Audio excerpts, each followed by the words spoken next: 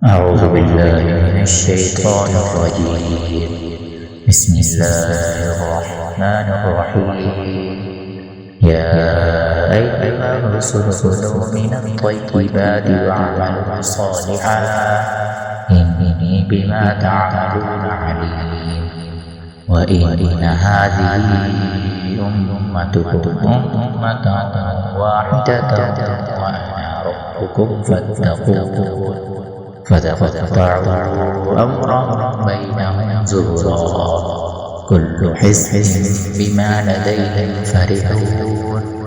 فذرهم في غمرتهم حتى حين أيحسبون أنما نمدهم به من مال وبنين نسارع لهم في الخيرات بل لا يشعرون. إن الذين هم من خشية ربهم مشفقون والذين هم بآيات ربهم يؤمنون والذين هم بربهم لا يشركون والذين يؤتون ما آتوا قلوبهم وجلة أنهم إلى ربهم راجعون. أولئك يسارعون في الخيرات وهم لها سابقون. ولا نكلف نفسا إلا وسعها لدينا كتاب ينطق بالحق وهم لا يظلمون. بل قلوبهم في غمرة من هذا ولهم أعمال من دون ذلك هم لها عاملون. حتى إذا أخذنا مترفيهم بالعذاب إذا هم يجأرون. لا تجأروا اليوم إنكم منا لا تنصرون. قد كانت آياتي تتلى عليكم فكنتم على أعقابكم تنكصون مستكبرين به سامرا تهجرون.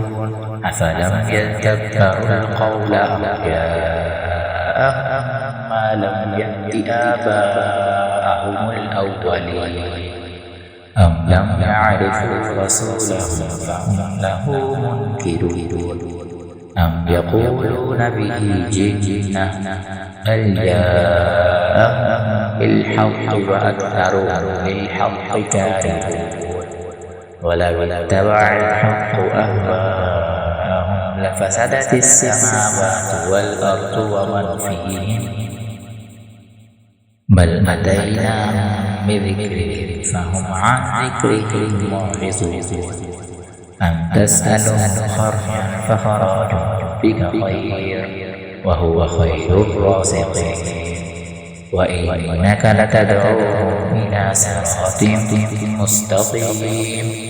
وإن الذين لا يؤمنون بالآخرة عن الصراط لناكبون. ولو رحمناهم وكشفنا ما بهم من ضر للجوا في طغيانهم يعمهون. ولقد أخذناهم بالعذاب فما استكانوا لربهم وما يتضرعون. حتى إذا فتحنا عليهم بابا عذاب شديد إذا هم فيه مبلسون.